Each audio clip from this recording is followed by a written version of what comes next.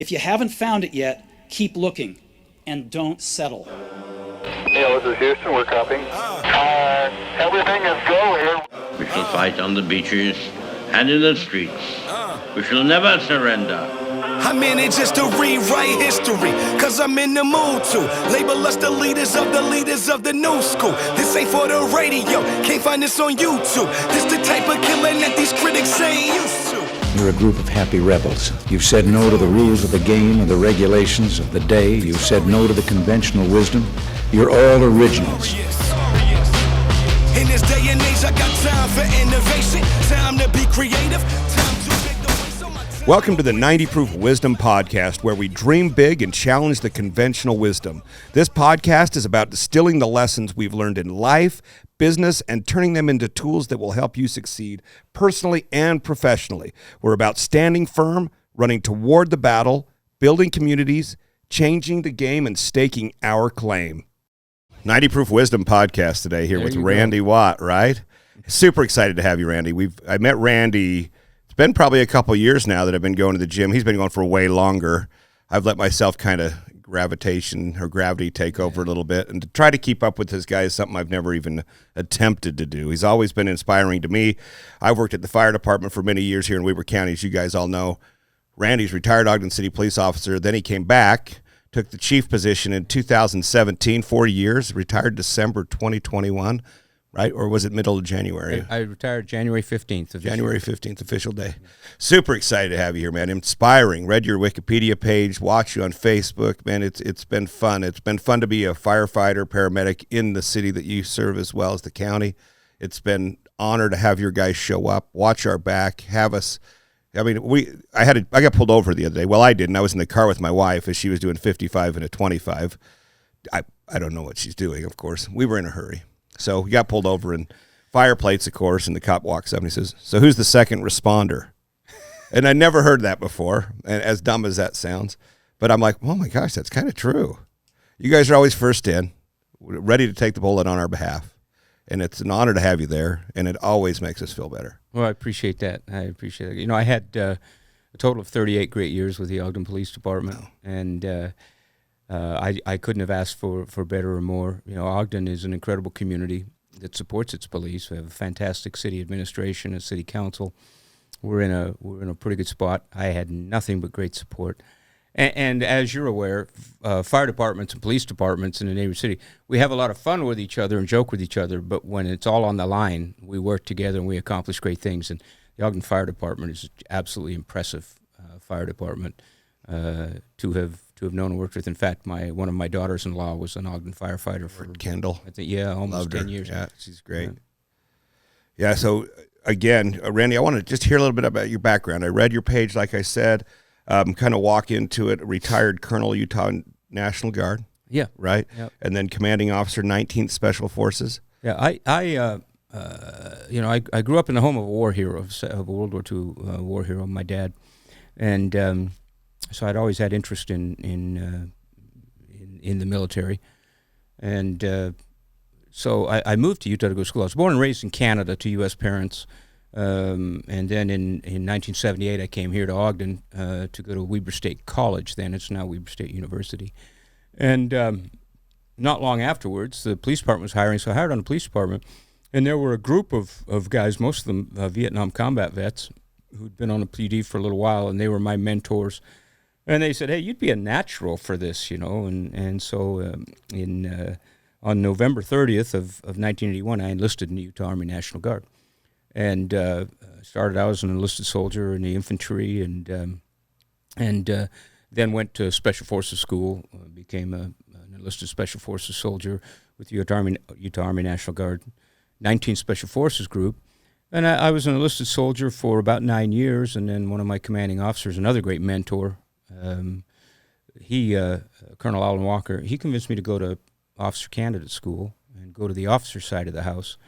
And so I did, and I went back to what they call the Q course as an officer, and continued on with the 19th Group, a total of 33 years, 10 months to the day, enlisted in officer time. I commanded at all levels, from A-team, company, battalion, and group.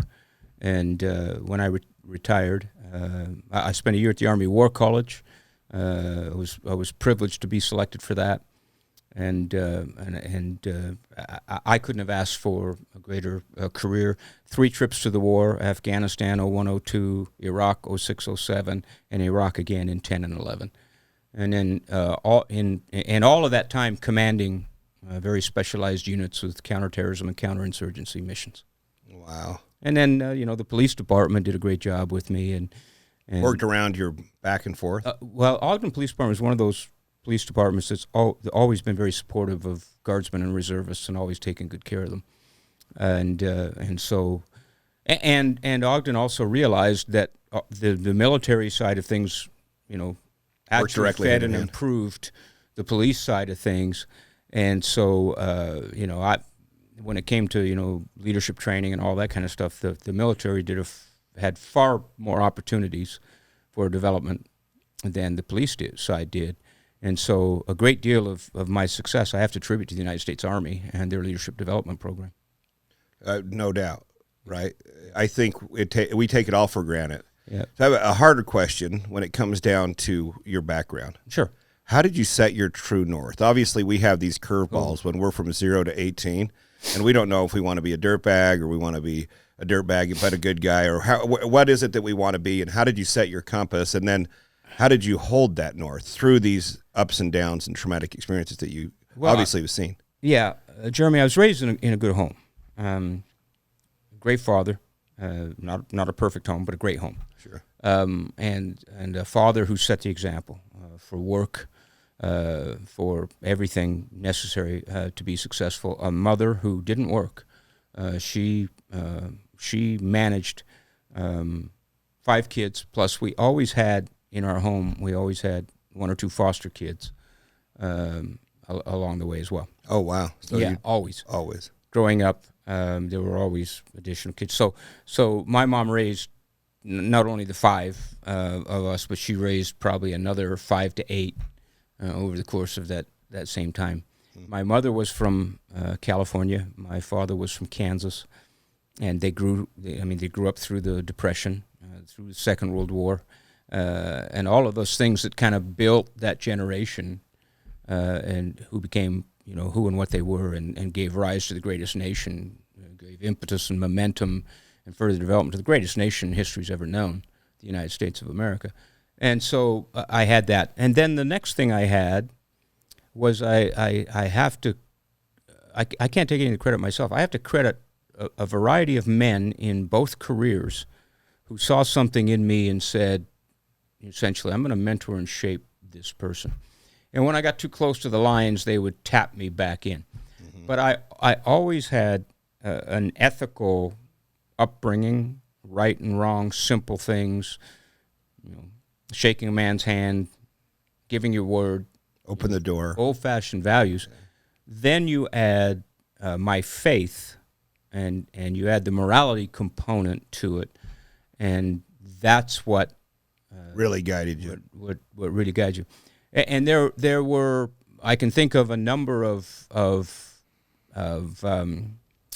strong tests that I had to pass, where I was placed in situations where the convenient thing would have been to stray from the ethics and morality. Sure. But the inconvenient thing was to stay there. You mentioned my Wikipedia page. I never had anything to do with that. That was actually started by an enemy, if you will, of mine, trying to out me. At the time, I had 4 battlefield captures that were in Guantanamo, and one of them was very noteworthy. And we were going to trial, and since I was still serving, and members of the CIA and members of a very specialized military unit were scheduled to testify in this trial, they were allowing us to testify anonymously. Well, the defense didn't like that. They wanted us outed. And so that Wikipedia page was actually started by the defense team and pushed out in order to expose me and place me at risk in order to do that. And then over time, it's just kind of morphed into what it is. I've never done anything with it. It sits out there. And quite frankly, Jeremy, there are some false things in it. Okay. So just be aware of that. What are some that you know of? So if anybody was to look you up, what you want to I think in there it says that he put himself in for his own medals at some point. Somewhere in there it says that. I didn't read that, but something it may have. to that. Maybe it's not there anymore, because I do have a couple of friends that have taken upon themselves to correct some of that stuff over the years. You can't do that. You can't put yourself in for medals. The system doesn't allow that. And so there was that piece. There was an attempt at humor about the mustache. I don't know if you I did see that. The toothbrush mustache is your favorite? Yeah. So, well, you know that Jimmy Buffett song, I Wish I Had a Pencil-Thin Mustache. Yes, sure. So, which I happen to really enjoy, Jimmy Buffett and that song. But anyway, and so there are, there's some other stuff there. Somebody then took that Wikipedia page and turned it into, on YouTube, a slideshow with photographs of me so they could see me. So they could see what I looked like, and they reached out through the internet and grabbed military photos, other photos of me, and they made this slideshow out of the Wikipedia page to further put that out there. And all that was brought to my attention by the Military Commission's prosecution team of the Department of Justice, who tried on 3 occasions to have Wikipedia take it down, but they refused, and so I just said, okay, it is what it is. At that time, when I left Afghanistan in 2002, I had a $100,000 price on my head by Al-Qaeda. And so there was some concern for the first few years. Well, sure. That somebody might try to fill that. I wish them luck, but I don't want to expose my family and my friends to that stress.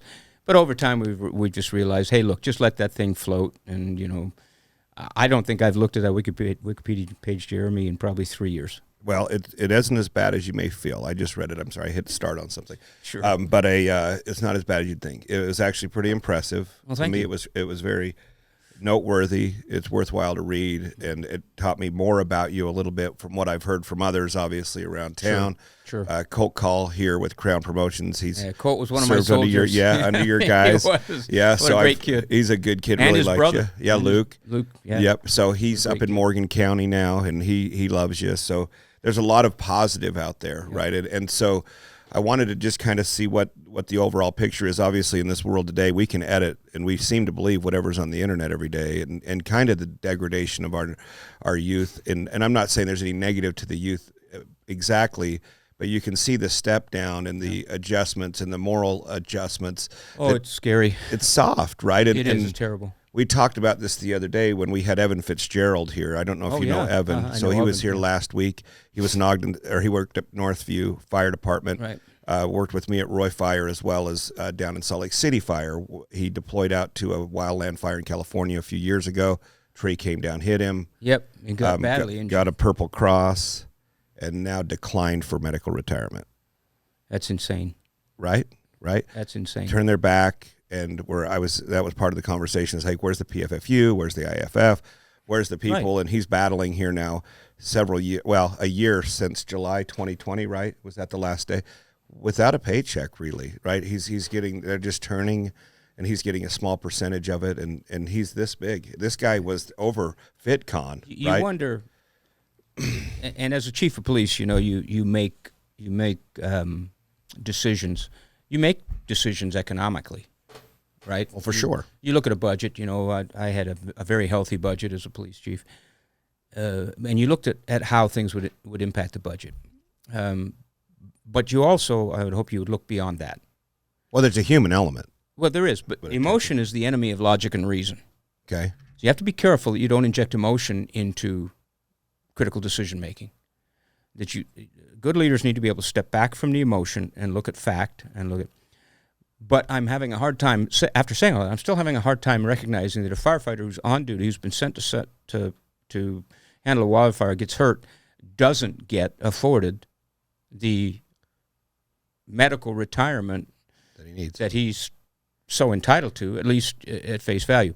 Now, one thing I have learned over time, being in these kinds of political leadership positions, is sometimes the system makes you fight to get what you need. They're going to make you determine your commitment. until the cost-benefit analysis exceeds their willingness. So at some point they're making a decision saying it's costing us less to keep him from doing that than it is in terms of this cost-benefit analysis. So at the point that he utilizes the legal system, at the point that he utilizes press, I could see that story going huge.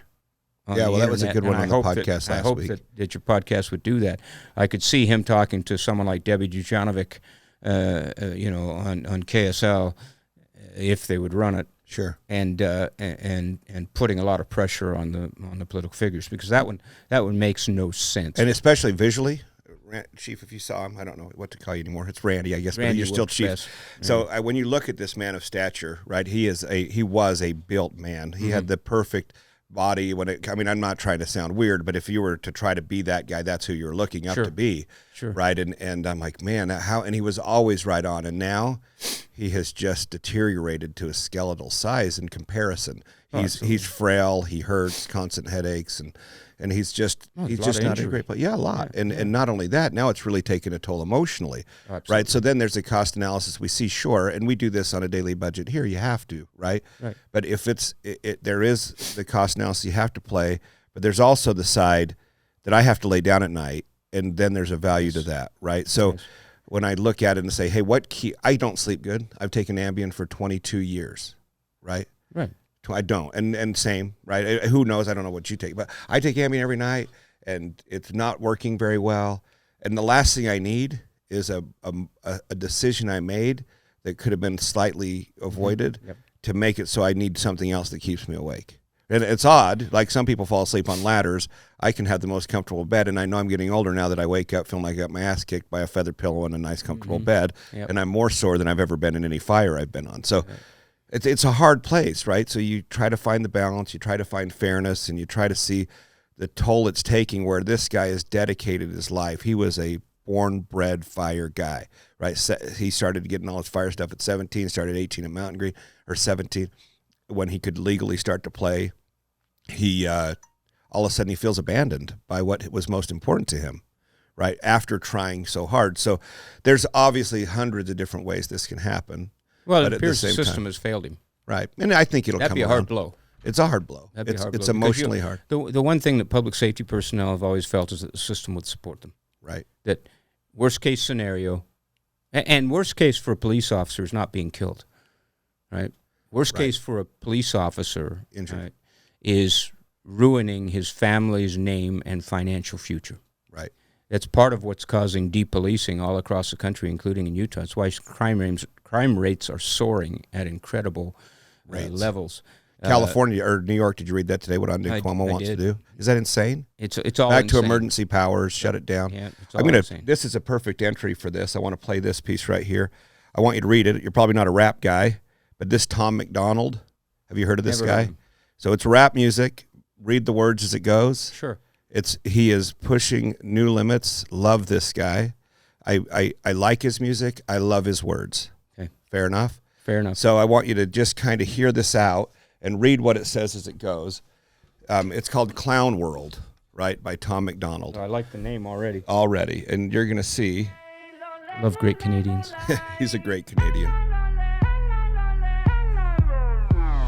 You worry about leaving a better planet for our kids. How about leaving better kids for our planet? Entire generation offended at everything, getting mad that a human thinks all lives matter. We don't need black or white or left or right. What we need is common sense. We need balance. We're all in the same boat. Why you trying to make holes? If they sink, we sink. This is madness. I'm offended that you're offended by me taking offense. If Trump can't build a wall, why does your house have a fence? I believe in two genders. I'm not mad at the rest. I'm just confused when a dude has a beard and some breasts. We won't always agree. Nope. I don't hate all police. Nope. I don't think that the system's racist. I just think the system hates people. I think fighting violence with more violence is what they want. Viruses and riots, people dying, we won't stay home. Black lives matter, all lives matter. What's all this division for? It's modern segregation. This is setting up a civil war. Burn the circus down, cause the world is full of clowns. They're all stupid and they're proud, painted smiles on their mouths. I don't hang with bozos, homie, I can't be around you. Anyone Everyone who knows me knows my feet don't fit Anyway, in clown this- and then it shoes. starts When I was going a child, again. The only races that we hated were the ones that we ran and didn't win. Then we stopped Crazy, huh? He's I like it. amazing, right? I like it. Different music, but all his songs lately, he has a collection that's just been like, man, who's I'll have to this look kid? him up. He's not signed. They won't sign him. They can't take him down. He's incredibly viral right now. Millions and millions of views first day out. Like he'll launch. get I'm 2, sure 3 there's million an effort to shut him down. every day. Yeah. Right? They took him off YouTube and was back up within a minute. Like just within a couple days, it was fast. So I just kind of started reading some history about this guy. Wow, right? What kind of, pardon the French, well, balls right now to do this in that industry, to step in from a foreign nation, come over, start playing music. He is a proud American right now. Everything is, I'm American. Ever since I stepped foot here, I love it. Yeah. And I don't understand. He goes, the only people that hate, another song, that hate Americans is Americans. I know. We're at a really crazy. strange time. You know, I grew up mostly in Canada. It was 3 years when I was in the 6th grade and 7th and 8th. We lived in Derby, Kansas, which is just outside Wichita, on the south side of Wichita. My dad was born and raised in Augusta, Kansas. And so on the east side of Wichita, and my dad graduated from East High in Wichita.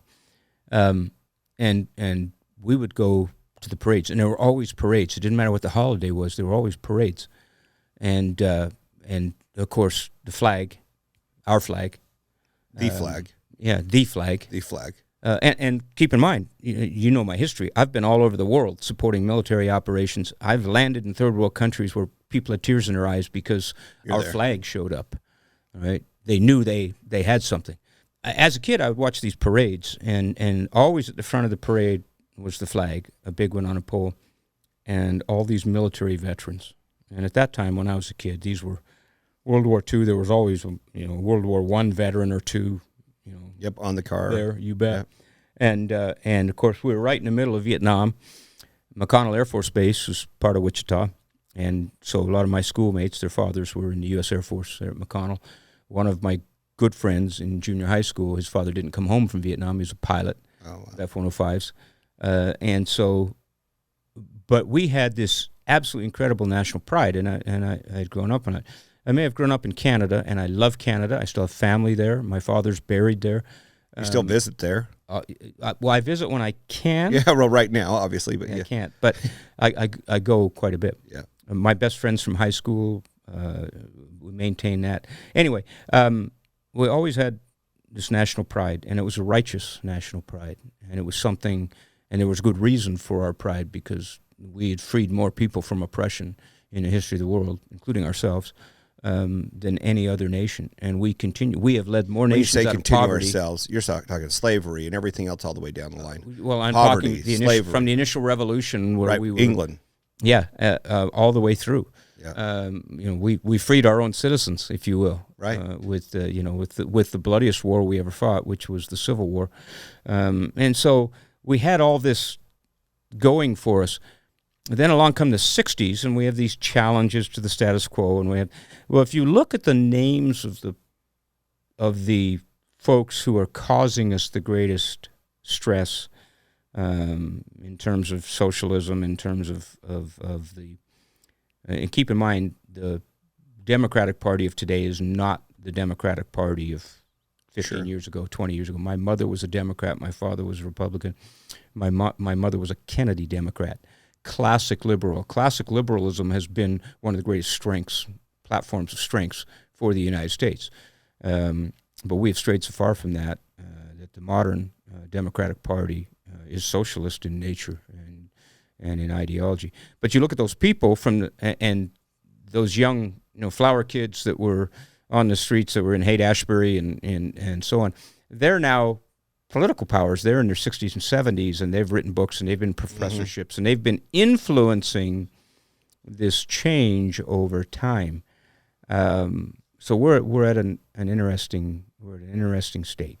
When you say, we had the parade last week in Morgan, we had the F-35 flyover, we had our veterans, there was still some World War II veterans in there, so there was one, right? Yeah. But anyway, and then there was all the Vietnam veterans on a nice little car, which is always an honor to see. And I've always had national pride. So my mom's French, my dad's, half Italian, half English. And so I have this really messed up background that probably expresses, or, you know, now I'll you bet understand. mine is worse than yours. Yeah, I'll tell you about it in a minute. So anyway, I sit here and I remember going to France, and there's a sense of, and I don't mean this with pride, but there's this sense of arrogance, like, yeah, well, we're from America. I felt even at like 5 when I was going to France, I was just proud of being American. And to be honest with you, when all of a sudden I see this anti-American, you know, everywhere. From within. And I'm like, when did this start?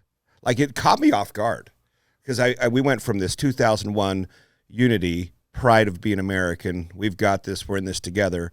And I was in New York on September 10th, 2001. Wow. Right? So I was in Chicago when I found out about 9/11. My girlfriend called and said, hey, is the towers are gone? Are you out of New York? I'm like, they're not gone. I had pizza, spinach pizza, still have a receipt from World Trade Center Plaza for spinach pizza September 10th. Yep. So right there, it was awesome. But that being said, when we all remember where it went, right? And then all of a sudden you had this huddle, and I had this, and to be honest with you, I really wanted to join the military, and to be frank, I was scared, right? So I grew up in a household. My dad, I was the only boy, and my dad, he served in the Army, and my mom's French, and of course that's probably where the scared thing came from.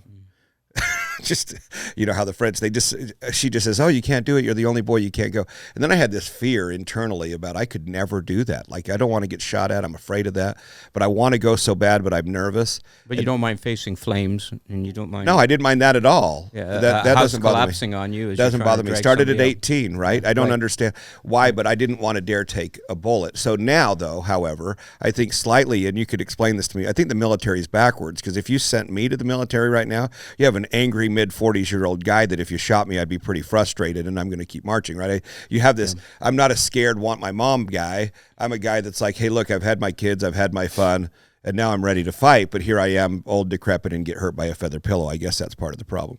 Yeah, well, I think it's pretty relative that you use the term old, because I'm substantially older than you. You're 47. It's only a year. Yeah, I think I've had the 14th or 15th anniversary of my 47th Oh, birthday. good.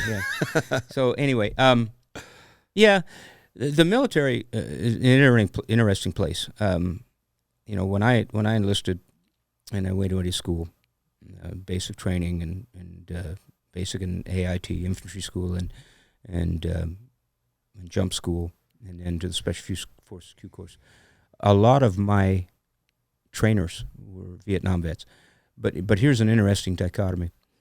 Well, not a dichotomy. Here's an interesting fact. They call them black hats because they were a black, perfectly shaped cap in those days. They call them black hats. Jump school was run by black hats. Jump school was a 3-week basic parachute course. And all of the black hats in my jump company were black. They all came from very austere backgrounds. They all had become successful because of the United States Army, and they told you that flat out. Mm-hmm. They had the best-looking pressed uniforms, most highly shined black boots, most perfectly shaped black baseball caps with their rank and airborne wings on the front. They were all master parachutists, and they all had a combat infantryman's badge from service in Vietnam. And they were still to this day among the most impressive soldiers I had ever known. I used to call the Army the great equalizer, because in my basic training company, there were kids from the Bronx, there were kids from Puerto Rico, there were kids from L.A., East L.A., there were kids from all backgrounds. And this was back in a time when you could still, you're just on the verge of that changing, but you could still get kind of sent there from court. You know, the judge might give you a choice, a year in jail or join the Marine Corps or join the Army. And then I would watch the process, the basic training process, break us all down, take away all of our ideas of individualism and self, and build us into a cohesive team that had no input based on color, based on economic background, based on anything but the guy next to me is my best friend and my best hope of living through whatever comes our way. And you don't bond anybody any tighter than you bond people when you share fear, sweat, and blood. Amen. And so those were shaping. Those were incredible days. I worry about today's Army. I worry when the chairman of the Joint Chiefs is more concerned with critical race theory and those kinds of things than he is about our readiness for the next war, which in my opinion is not very far off if we don't change some things rapidly. Internal or external? Well, I'm not as worried about. I do believe that if we continue on the road that we're on, that a civil war is likely, but I think an external war with a peer power is probably going to beat us to a civil war if we don't change some things. So I'm watching very closely, and we'll be watching very closely the 2022 midterm elections to see what that indicates. See what it's stating. See, it'll express what their feeling is today. This group of key generals across all the military services, they are all the product of the 8 years of the Obama administration's shift in focus and change in standards and a variety of things that affect the military. Let's face it, Jeremy, the military exists for one purpose, to break things and kill people, to force another side to come to the table and capitulate. That's what it exists for. And I'm worried that we're not as good at that anymore as we used to be, and that we're no longer feared. Right, you lose fear, you lose everything. Right. That you can not have wars if people are afraid of having one. You can't have diplomacy without fear. Without fear. I agree. You cannot have diplomacy without the idea that, look, if we can't come to agreement here, we've got this fist that's inside this velvet glove that is ready to deliver. Wow. Yeah, and I don't think we think about that enough. We don't. Well, we used to teach it. I grew up when civics classes were required, understanding government. And I have 5 family members between my wife's family and, all of my wife's family over on that side that are educators. Okay. 2 of them are principals. Okay. One's a retired principal, but 2 of them. And so they're all educators. And I'll tell them the same thing I'm telling you. The problem with education today is that it has never defined what its product is. What are they producing? I can tell you that I don't think they're producing what I want anymore. Right? What are they producing? And I can tell you that I'm not willing, after watching the last 25 years of our legislature continually throw money and more money and more money at the education system, I can tell you I'm not willing to accept that anymore and throw more money at it until they define a product. I teach corporations. I teach all over this country businesses and police departments and city governments how to do strategic planning. Step 1 in strategic planning is to define the end state. What are you trying to produce? What does success look like? And I've got lots of friends that are teachers. And I can look at them and ask them that question. What is success in your field? And they don't have any type of unified answer. It's all over the map. And that is not the way to lead successful organizations. If you don't know the end state, if you don't know the goal, the overall goal, I know what I expected when my kids went through, and fortunately my 4 children all did well enough that they've got great lives going. But I worry about my 12 grandkids. Now they're doing well in school. Well, what does life look like? Yeah, and what does doing well in the current school mean in terms of how they will carry that forth into the next 60 years of their lives? Right. I can tell you, we had this transitional phase here at Murphy Door over the last year, and there was a lot of fault. I had some good meetings with some key component employees here. Mm-hmm. They were quite emotional, right? They came in and they said, hey, I'm ultra stressed. I can't do this. And I said, okay, what's the problem? He goes, I don't know what you want. And this was, so one was like, okay, fine. There's something wrong with you. And then there was another meeting within a day or so. Again. Mm-hmm. And then my third one. Well, it's time for a mirror. I can't punt this to anybody else. If they don't have an expectation, understanding, like, we'd have our good rah-rah meetings and then run. Well, then all of a sudden everybody's running in a circle. They didn't know where I wanted them to run to, right? So we had to step back, and I had some point of reflection. I'm like, okay, obviously this is a problem for me. If I'm hearing this from 3 of my very most key, most important personnel, and not that every single one has their level of importance. It's all spoke in a wheel. There's no level. But ones that I believe are supposed to lead when I'm not here, right, doing whatever it is, they should know where we're trying to drive to, or what our point or direction is. Well, we didn't have a defined goal. So rather than just saying, hey, here's California, here's the highway we want you to take, and these are the exits you get fuel, and this is what we're going to do. Which sounds exactly like a military operation, right? by This the way. is what we're doing. Well, after that, I walk away, and I'm like, well, you're right. I just said run. Like, well, shit, I didn't know if you want me to run to Kansas or if you wanted me down around L.A., but we were running the hell out of everything. But so we sat back and said, okay, we need to have an expectation, and we need to have an accountability to those expectations. And we need checkpoints along the way. So here's what this is supposed to look like. So I spent some time, sat down, and said, okay, this is what I'm trying to do. Mm-hmm. Now, granted, it is, and it can be massaged, and the target does change every once in a while as we mature. Oh, it has to. It should, right? It needs to get further. It needs to get harder. It needs to get more. It should. Otherwise, complacency grows nothing, right? So the day you start trying to maintain the status quo is the day you start failing. Yeah, just like muscles. Everything. If you're doing the same thing, every single thing, brain, everything. Do the same thing every day, and you're going to atrophy. It's one of the key lessons you learn as a brand new private in the military, right? Is the mission. 2 key things you learn, right? The first is the mission. In the absence of orders, default to the mission. My mission in Afghanistan was locate and destroy enemy forces, maintain a presence in the regional core area, deny sanctuary to the enemy.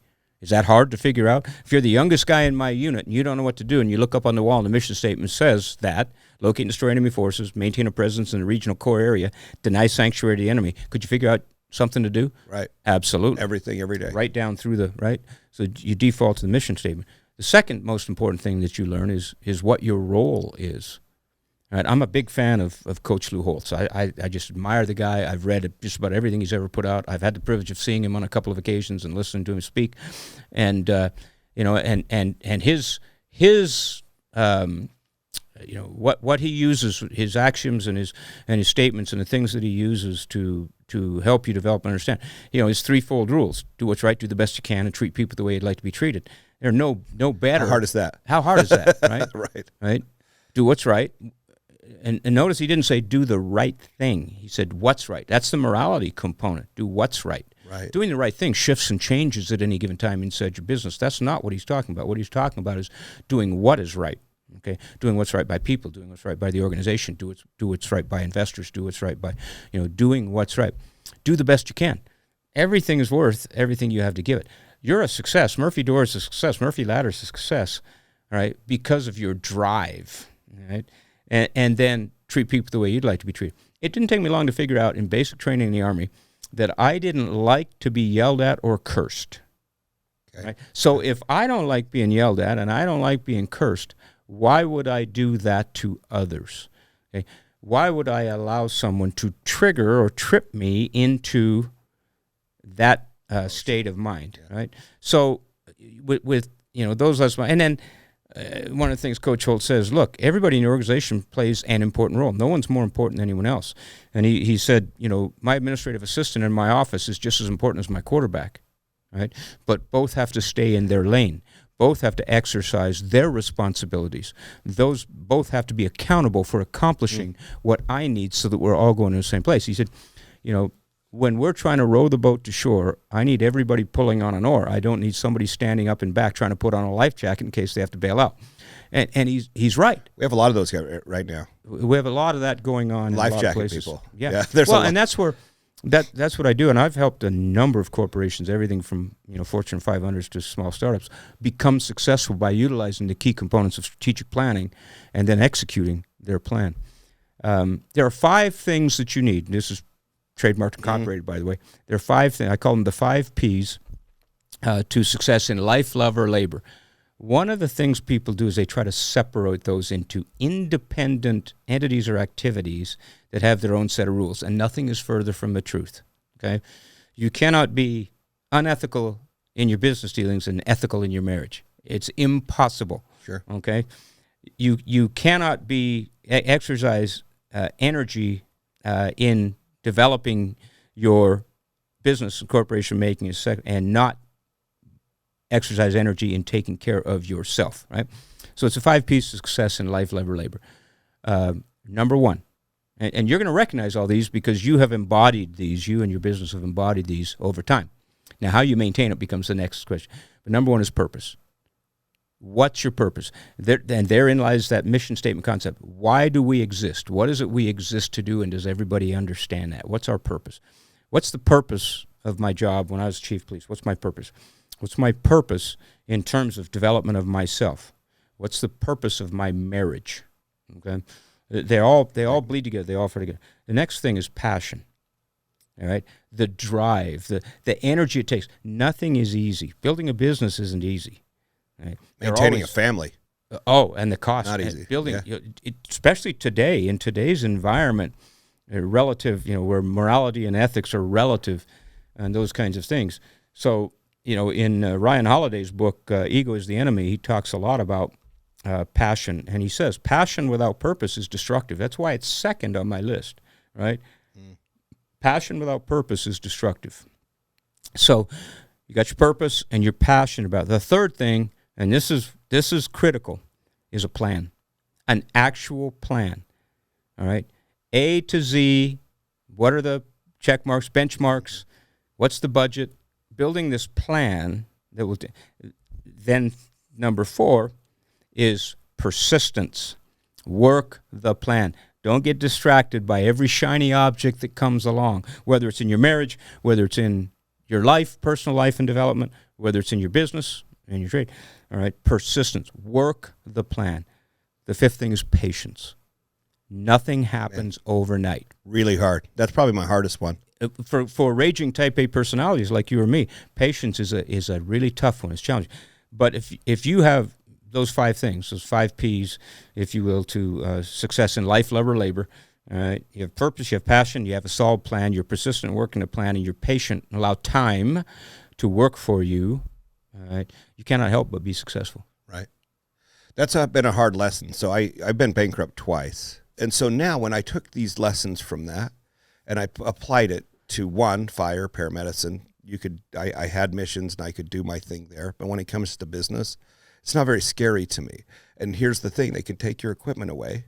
So just like it being a cookie maker, they can come in and take your chocolate chips and your sugar and your flour and your baking soda and all the great stuff that it takes to make your custom fabulous chocolate chip cookie.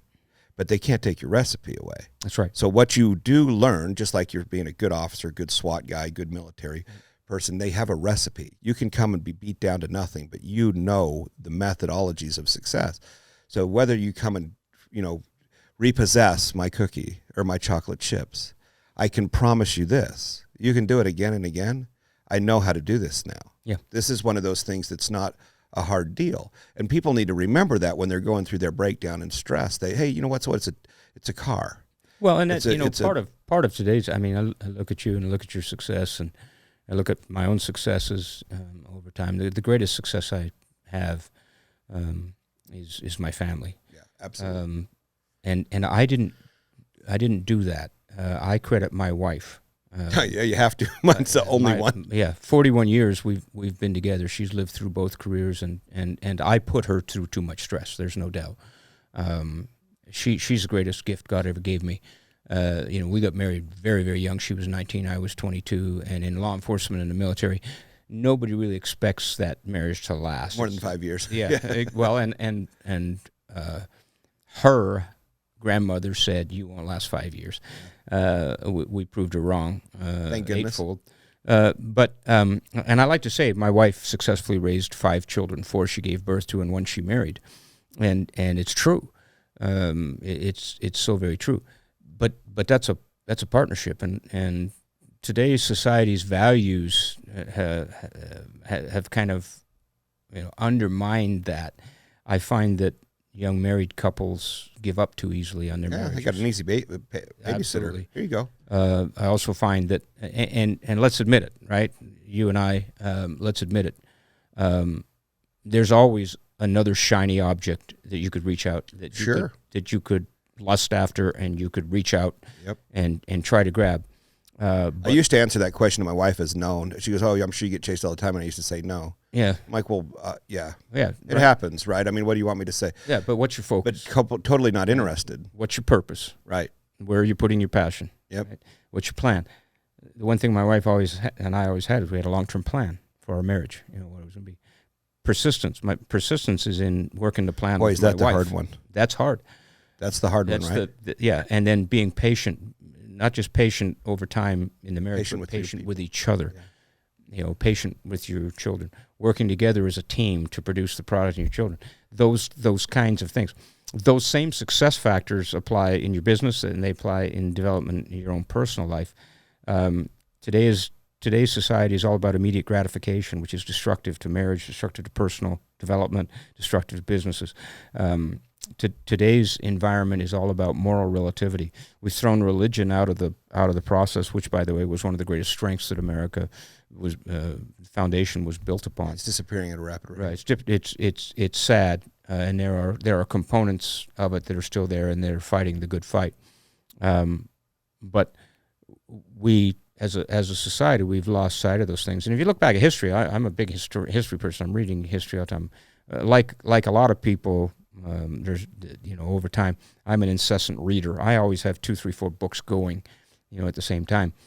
And history is one of those things I like to read about, and particularly reading about when you read about societies and you read about civilizations and cultures and how they survived over time, and how, or more importantly, how they failed.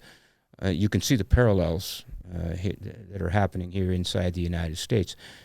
It's going to be interesting because I do believe that the majority, and this has no reference to color, economic condition, gender, I do believe that the majority of this country still holds true to a set of values, and at some point they're going to push back. Well, we better. Well, I'm hoping that we can push back prior to Someone else interfering. A bloody pushback. Right. I agree. I'm hoping we can push back and reestablish. And that's, again, why I'm we'll be watching so closely the messaging that comes out of the 2022 interim elections, midterm elections. But not only am I watching, the people with the opposite agenda are watching, and they're funding activities and people and persons to support their agendas. Well, they get the mic, right? Well, yeah. And they're the ones with the mic. Yeah. In the military, as a commander, in my last tour, I was the strategic plans chief for all counterterrorism operations in Iraq and the region. We were dealing with the pipeline out of Syria, the al-Qaeda pipeline that was coming out of Syria. We were dealing with Iranian influence in the region, as well as inside the development of the government and nation of Iraq. And so we were dealing with all of these things. So as the strategist, as the key strategist for the counterterrorism headquarters there, one of the things that I used and used very handily is what we call in the military information operations. And the key to information operations is understanding multiple constituencies and then controlling the narrative. And one thing that we've done, the quiet majority of this nation has done, is we've allowed the minority to seize the narrative and control the narrative. We haven't pushed back. It's kind of like Donald Trump. Donald Trump didn't fit the mold. Donald Trump, and I'm not a fan of Donald Trump as a person, but I am very much a fan of what he accomplished.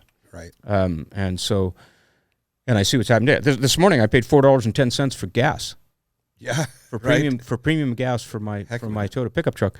I paid $4.10. I don't ever remember paying in the past $4.10 for regular. Right. And we're only 6 months into an administration.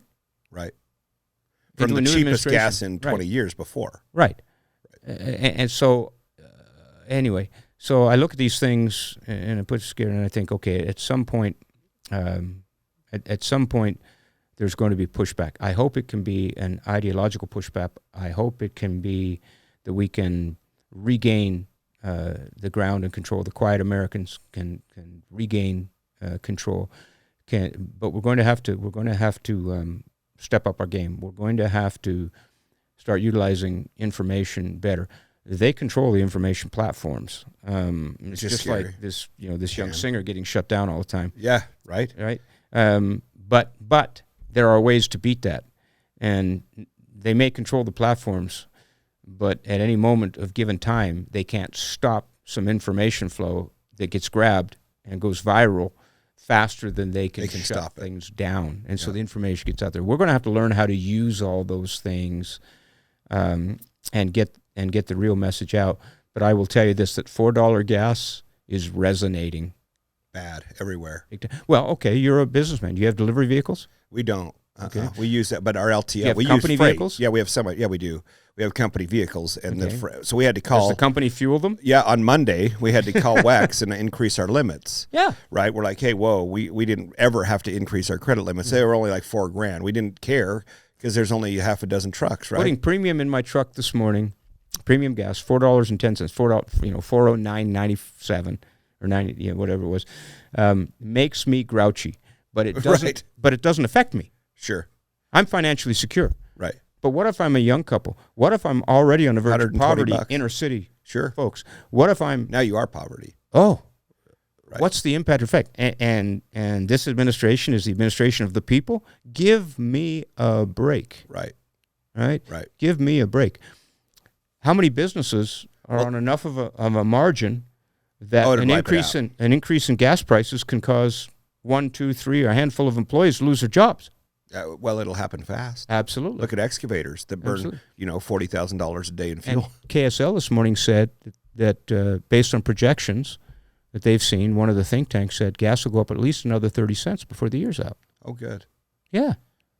What do we do? Well, it goes into pricing, right? So you asked me if I have delivery vehicles. No, I don't personally, but we deliver around 40 to 80 semi pickups a day. Yeah. Right. So every day, obviously, every single pallet's increasing at a rate exponentially. Yeah. So they have a freight Your fuel shipping surcharge. costs- Yeah, they're going through the roof. So yeah, do I have delivery vehicles? No, but yes, we have a whole fleet of Estes and Old Dominion and UPS and FedEx and at what point does Old Dominion say we've got to take some rigs off the road and slow your Well, it's ability already hard to to put get freight product out? delivered, right? It already is. Yeah. Like California Long Beach Port. There's so many tankers. Excuse me. What am I trying to say? Container ships. Yes. Off the port. They don't have the people to empty it. So now they're having to pay more money there. There's no trucks on the road because they can't get drivers, right? So this whole domino effect, we're paying punitive penalties for our containers sitting on ships that we can't get berthed, but we're having to pay holdover fees that we have no control over. Then we're getting fined by Home Depot for not having the inventory in their stores because we can't get them off the ship to berth to come to us. Exactly. And then the fuel rate's coming up, and then we're having to deliver it to Utah, and now our individual packages are going over budget 25-30%, which means immediately price increase. So if automobile gas has gone up, what has happened to heating oils and fuels? Right. What has happened to kerosene? What has happened to those things, particularly that poverty-stricken families live on and have to deal with? What's happening in third world countries? What are the impacts of just one change in a sector, and that is gasoline prices, directly caused by an administration, the president of the United States and his XL administration, pipeline. right? Caused by. Yeah. This morning they announced that the jobless claims in the United States were up another 300,000 people. Last week they were up, so they're up again. So wait a second. I thought they were going. I thought the economy was improving, right? We're adding jobs. What did you say? 3 million jobs? Well, guess what? 500,000. When was it that we're adding jobs counts as like we've laid off 3 million people? They're just coming back to work. When is coming back to work mean we're adding jobs? It doesn't. Right. Yeah. So you can have these. You don't have to be aligned with any political party to see impacts and to look at this stuff and say this is not a good idea. Mm-hmm. These are not good things that are happening, and at some point people have to push back. When it costs you more to fuel your car to go to work than you're getting paid at work, right? When it affects the margin and affects your family budget in a way that you're now in the negative, how do you sustain that? You don't. So, well, you look more for welfare, right? Then it starts this big cycle. I think ultimately we were talking about this with Don Blom, who's one of our he's one of our board of directors guys. Sure. He's a VP of Sorensen Capital Group, and he's been a COO of many different companies like Orbit and large chain Zag. Don Blom? Blom. Oh, it's Blom, Blohm. Oh, okay. Yep. So he's been Republican heavy, and then he started to lean more into the Democratic world as he's gotten older. And so we have some wonderful political debates, right? Like, how are you transitioning far left? And he's like, I'm not really far left. And then he sat me down one day and he said, hey, look, I think the large majority, 99% of the U.S. population, there's the midline, right? We've got meat in the middle. He says, I think we're all off just 1 or 2 points of middle, like you're left of center or right of center. But the large majority are really aligned with the center.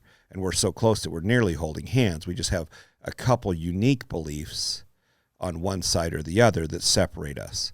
But there's stuff we're passionate about, whether it be healthcare, whether it be unemployment, whether it be whatever that the left loves, right, or the right loves.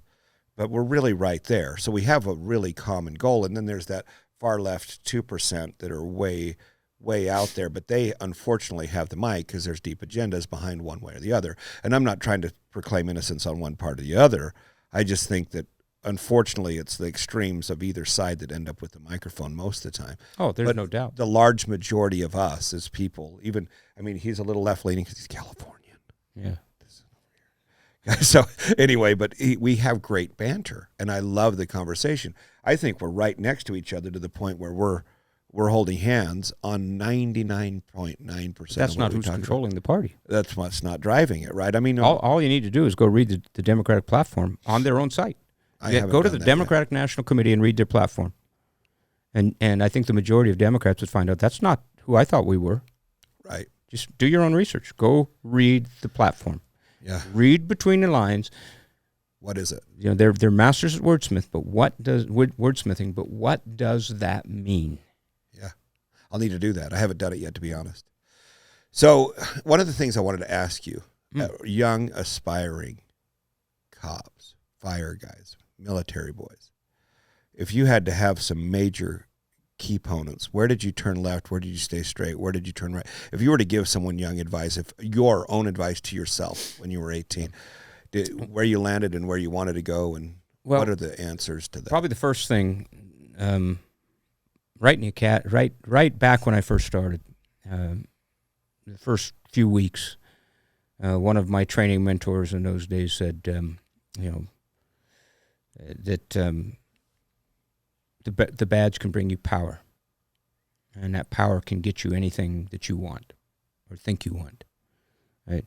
But it will also get your job, and it may take your life. And as and I have over the 38 years I was with the Ogden Police Department, I've seen 2 of our people I can recall go to prison.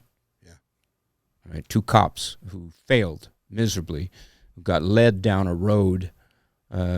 And it all started with the egotism that centers around authority, power. Right.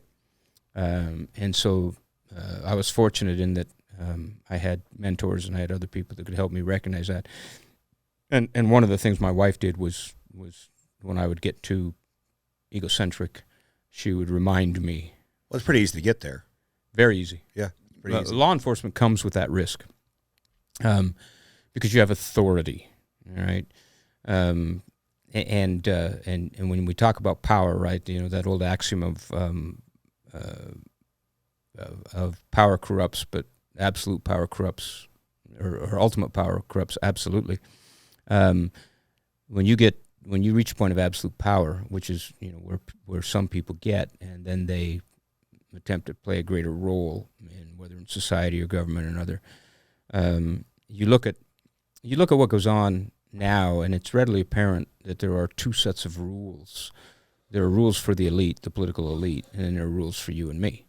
Mm-hmm. We can't get away with the things that the political elite in both parties have gotten away with. That's just a fact. Right. All right. So I tell young officers that I meet with, and young soldiers when I meet with them, and I get to speak to a lot of different groups. And I tell them, look, there are 3 phases in your life. You're going to spend the first 25 years of your life determining who you are and what you're going to be, what trade you're going to enter, or what career field, and so on and so forth. Then you're going to spend the next 35 to 40 years being that person and working in that field, okay? And then along comes another period in your life, and the last 25 years of your life, you're going to spend living on what you build, both in terms of person, and in terms of your career, living on what you did in that middle phase. don't do anything in that middle phase you can't live with in your last 25 years. I have friends who are waking up next to people they don't even like all that much because they threw away the right one or the good one in a fit of self-indulgence in that middle time period, because they gave up on a set of values and ethics and became unethical in their business practices and found themselves in prison. Sure. Because so I can look at that and I can say, look, and sometimes you grow up in that first 25 years, and this is an issue, but there are enough success stories to counter what I'm going to say. But a significant number of youth in our world today are growing up without a father in the home. So they find him in the street. Yep. Denzel Washington, yeah, right? Yeah. So they're growing up without the influences. They're growing up without the church. They're growing up. They're growing up without mentors. They're growing up without teachers in their lives who are teaching values, as well as and by example. Dr. Albert Schweitzer once said, "Example is not the main thing in influencing others. It is the only thing." And I'm a firm believer that the greatest thing we can do for people is provide the right example. Whether we're the boss, whether we're the father, whether we're the church leader, whether we're the commander in the military or the chief of police, the best thing I can provide to people is the example. I believe in that. I believe in what Dr. Schweitzer said. And so, but a significant portion of our youth, disadvantaged youth, are growing up without those influences.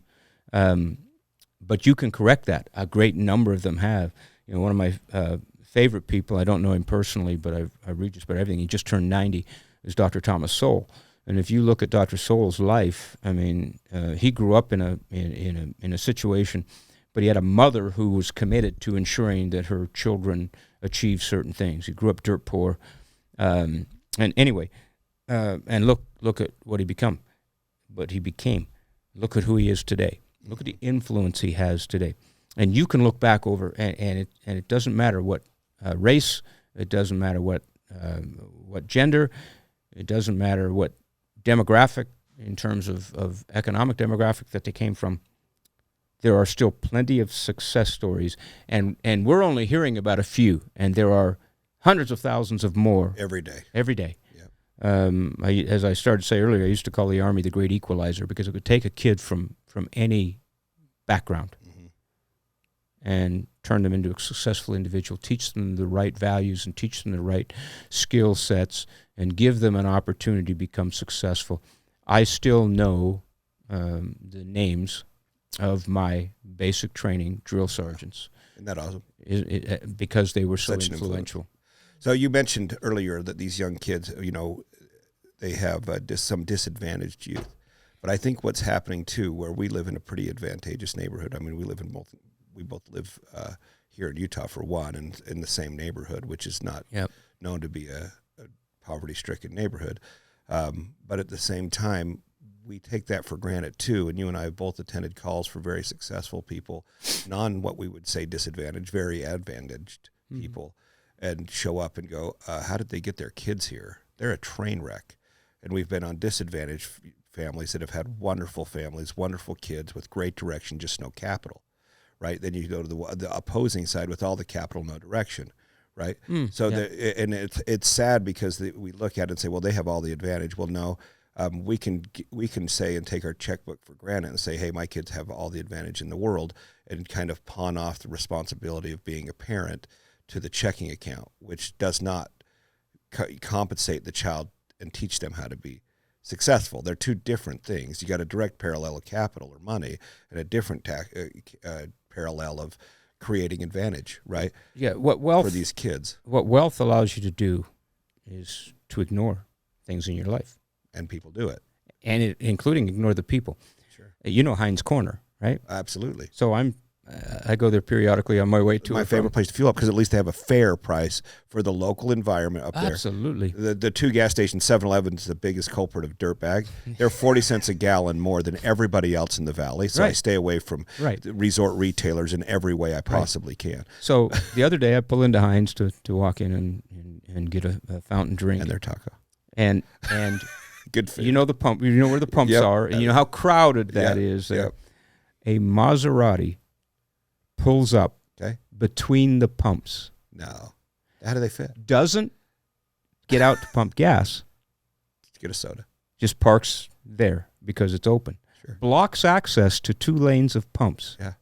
And a dad and 2 boys. One looked like he was probably 20, and one looked like he was 17, 16. They all get out of the car and they go into the convenience store, part of Heinz, to buy a drink and get stuff. They block access To 4 pumps, because if you pull in the middle. 4 pumps. 4 pumps. 4 pumps. Yeah. They block, right? And they walk in, and I'm sitting there thinking, privilege. They think they are privileged. Yeah. And I'm sitting here thinking, How what a embarrassing. worthless individual you are, Yeah. and what a poor example to your sons you are. Yep. Amen. Amen. And it's every day. All over It's the place. You just every have to day. look for it. Wealth is one of the greatest and most destructive forces to civilizations in the history of time. It's true. I agree. It's not poverty, No, it's it's wealth. wealth. Yeah. Because then we can just take for granted. We can be lazy. We don't teach. Exactly. We don't. I mean, and I'd be honest, I've caught myself. You know how broke our families were coming out? Our decisions were coming out of the Depression, coming out of World War II. Yeah. The ultimate broke. Right. Your grandparents, Well, I my worked for Roy parents. Fire for a while. right? I was pretty broke. Yeah. Well, your grandparents, my parents, right? Yeah. How many times did you go in the garage and every spare nut, bolt, screw was in a glass coffee jar cans. sitting? Exactly. Coffee Yeah. cans, jars. And my grandpa didn't drink coffee, so he got the coffee cans from people that did. My in-laws both passed away last year at a Yeah. time. The challenges my wife and her siblings had cleaning out their house were incredible. Yeah. They found Cool Whip containers, empty Cool Whip containers, stacks of them. Yeah. Why? Because you never gave anything up. No. You never know when you might need something like that. They had grown through tough times. And we haven't. Take a We're look in disposing. garbage cans everywhere now. Yeah. It's gone. So much stuff. Take a look at what we're doing in landfills. The Take a look at tools what that- we're creating. Yeah. Nonstop. Yeah. Waste, We've disposal. forgotten. We throw away the tools that come with the. That's what wealth the allows game. us. Yeah. It's sad. And I get a little bit perturbed about poverty. Right. You know, I forget what the median in terms of income is. I think it's in the 30-something thousand, like 35, 36,000 for an individual or 42,000 for a family. I've been to numerous third world countries. Yeah. Our poor people don't really know true poverty. Yeah. I've been where there's true True poverty. poverty. I've been where children are starving to death. Right? We have a lot. Now, I'm not saying that they necessarily have a good life. Sure. There's a lot of stress there. But how many of them have cell phones? How many of them have? You look for those poverty symbols, and it's easy to relate it to an income level or to. But what happened to relating it to decision making? What happened? Because in third world countries that I've been to, those people don't have options. Mm-hmm. They don't have control over anything. Whereas here, even our poor, even our homeless, there are decision factors that are in play there. And I'm not keep saying feeding that the these circle. aren't bad things. What I'm saying is there are other factors in play that are not truly in play in countries where there's actual poverty. Well, they didn't have that choice. Right. that They we've don't made. have choice. So when you've seen this, this is part of the stuff we talk about. So with Evan the other day, part of this podcast is From Trauma to Triumph, right? Right. So you've seen trauma. You've been involved in Oh, trauma. boy. You've participated in it. Yep. We've all been there. How do you create you to be able to keep your back straight, your head held high through these traumatic experiences, which then lead to a lot of our peers, counterparts, are having PTSD from part of the decisions they make. So what is it? What was the tools that you used to take the trauma that you've seen in these third world countries that you've seen and participated in and been involved with? How did you take that and create you to still be strong enough and confident enough to go all the way to one of the biggest cities in the state of Utah, to be the chief of that place, and then do it with pride and exit still on both feet and your back and your head held high, right? How did you do that? When you're young, you think you're bulletproof. When you're young fireman, young police officer, young soldier, you think it's always somebody else that these things happen to, and then you find out over time that, and you think you're equipped, and you're not, Right. and so you you end up falling back on certain things. And I fell back on my marriage. I fell back on my faith. I fell back on the expectations of other people. I leaned on my father's experience as a bomber pilot in World War II and a POW for 2.5 years who escaped 3 times and got away on his third. I fall back on those things, and I fell back on them. But probably the worst thing it did is that I was unwilling to admit that I was fallible. I was unwilling to admit that I ever needed help, and it built up over time. You know, I lost soldiers at war. I caused or participated in a loss of life, destruction, loss of life. Whether they're your enemy or not, they're another human being. Sure. And the methods and mechanisms and war is a terrible environment. Actual combat, for those who participate in person-to-person combat, that's just a terrible environment, and it can be challenging. And so if you haven't built over time, or if you're too young to have built, which most of our soldiers are, and most of our young police officers are, if you're too young to have built a resiliency system, if you haven't had the emotional experiences which allow you some protection and give you a way or means of dissipating the negative energy, negative thoughts and things and feelings, or if you become too good at compartmentalizing them and trying to hide them and block them until they eventually come out, you end up with issues. In 2007, after about 5 months after I got back from Iraq, which is the war in Iraq in 2006 and 2007 was an extremely bloody time. We were losing 50 to 60 Americans a month, and we were involved in a lot of combat operations, and there was a lot of impact on people just trying to, Iraqis trying to live, just trying to survive, and you would see these things, and there were a lot of extrajudicial killings going on inside Baghdad. And of course, we were the ones that would recover the bodies and those kinds of things. I came back, and the war was being fought very poorly. The senior leadership of the war, this was just prior to the surge and in the starting days of the surge, if you remember, in 2007, 2008, when we realized, look, we're failing. When finally somebody said, look, can we take the rose-colored glasses off and can we look at this situation and say, look, we're failing. We're not accomplishing our objectives. And so I came back in the summer of 2007 from that year in Iraq, and I was very frustrated and I was very angry. I almost resigned my commission. Wow. I was so angry. But all of the years of previous things, my bucket was overflowing, and I was unwilling to admit it. And then about 5.5 months after I got back, I came within seconds of killing myself. And I realized I was in trouble. And to admit to yourself, and this is the thing, this is the challenge, to admit, the hardest thing for a guy in my situation to do, lifelong cop, lifelong soldier, Green Beret, is to admit you need help. Yeah, because culturally, that's not something we do, right, Jeremy? I mean, that's just like bankruptcy, you just don't do it. Yeah, you're mentally bankrupt at that point, right? And so I sought some help, but I didn't seek enough help to solve the problem. I just treated the symptoms and walked away. I don't need this anymore. Dumb. I didn't solve the problem. So they can't teach me anything I already know. Yeah. Right. Well, and we didn't have the services that we have today. I will tell you, the first time I went to the VA for help, they had to do a diagnostic, and here I am, early 50s, combat veteran, police work and military, seen a lot of things, and I end up in the office with a 25-year-old just graduated PhD in clinical psychology who's going to talk to me about my PTSD. Right. And I couldn't do it. Sure. How am I going to relate to her? Little bitty tiny thing, doesn't looks know like anything, she's 12 years behind old, the ears. Has no experience, has no, and she finally realized, we finally had the conversation. I said, look, you can't help me. I'm sorry, but it's not your fault, but you can.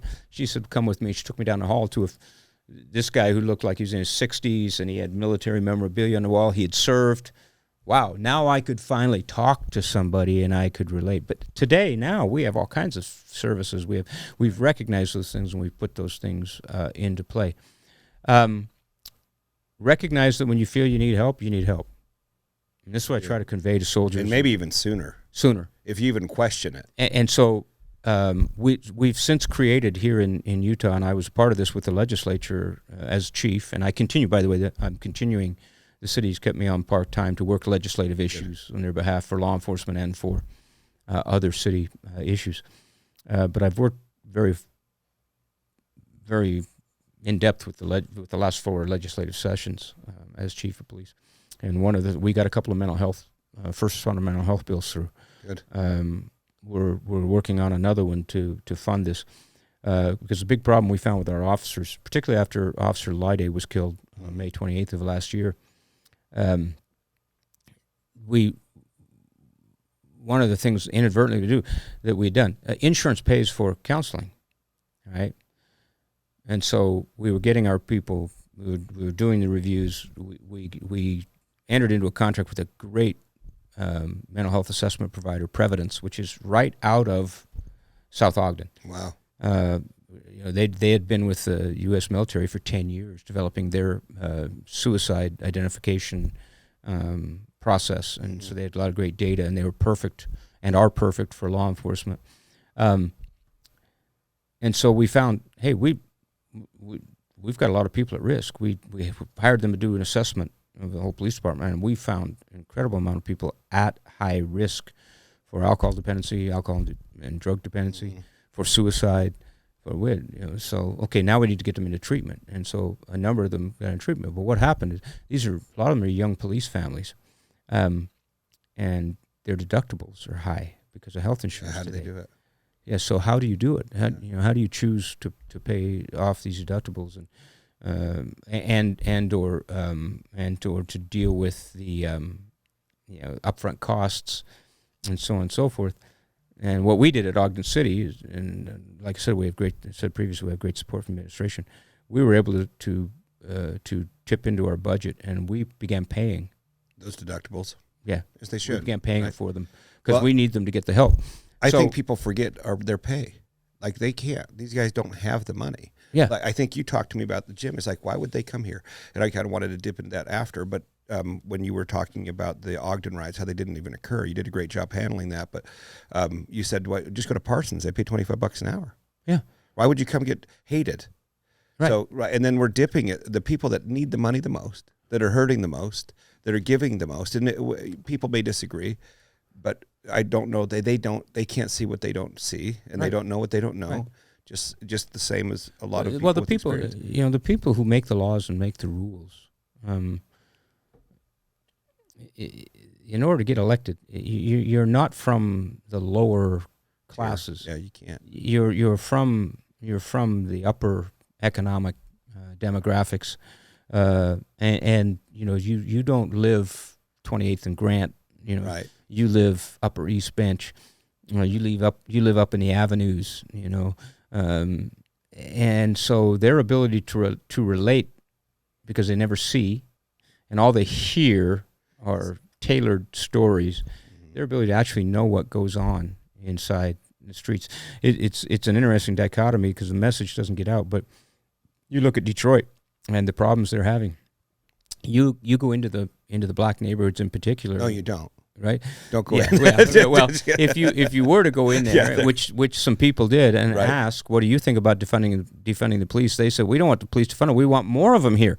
You can't stop this without more police here. And yet, what are the political leaders saying? Stop. Yeah, get rid of the police. Right. And so, what a atrocity. Yeah, it's insane. Some of this that goes on, but and recruitment right now. Oh, is it even existing? We don't have enough time to talk about recruitment or retention. That's crazy. Law enforcement. Yeah. Why would they? Yeah. Right. That's the question. I mean, honestly, there's this. Right. The people that do it have a key component in their core that is requiring and that want to serve. They want to serve. Fire, EMS, police, military. You have to want to serve. You have to be willing to celebrate hot dogs and your mac and cheese as your benefit or bonus day. You have to be willing to accept that and be happy with it and okay with the second or third job.